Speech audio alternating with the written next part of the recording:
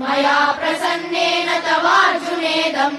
रूपम् परम् दर्शितमात्मयोगात् तेजोमयम् विश्वमनन्तमाद्यम् यन्मे त्वदन्येन न दृष्टपूर्वम् न वेदयज्ञाध्ययनैर्न दानैः न च क्रियाभिर्न तपोभिरुग्रैः एवम् रूपः शक्य अहम् नृलोके द्रष्टुम् त्वदन्येन कुरु प्रवीर मा ते व्यथा मा च विमूढभावः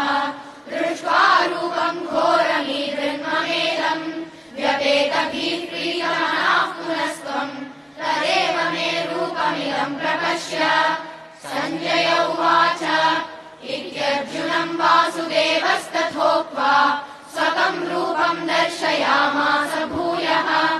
आश्वासयामास च भीतमेनम् भूत्वा पुनः सौम्य वपुर्महात्मा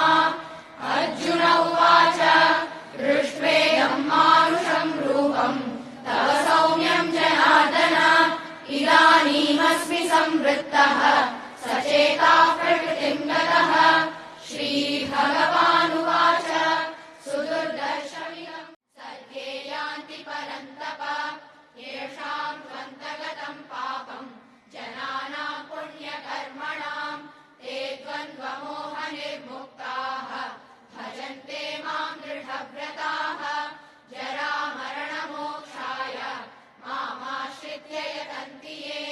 ते ब्रह्म तद्विदुः कृत्स्नम् अध्यात्मम् कर्म चाखिलम् साधिभूताधिदैवम् माम् साधियज्ञम् च ये विदुः प्रयाणकालेऽपि च माम् ते विदुर्युक्तचेतसः ॐ तत्सदिति श्रीमद्भगवद्गीतासु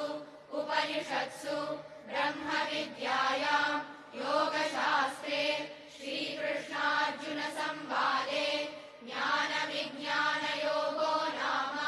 सप्तमोऽध्यायः। रूपेण चतुर्भुजेन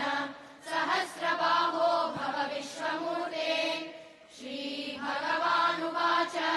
मया प्रसन्नेन तवार्जुनेदम् रूपम् परम् दर्शितमात्मयोगात् तेजोमयम् विश्वमनन्तमाद्यम् यन्मे त्वदन्येन न दृष्टपूर्वम् न वेदयज्ञाध्ययनैर्न दानैः न च क्रियाभिर्न तपोभिरुग्रैः एवम् रूपः शक्य अहम् नृलोके द्रष्टुम् त्वदन्येन कुरु प्रवीर मा ते व्यथा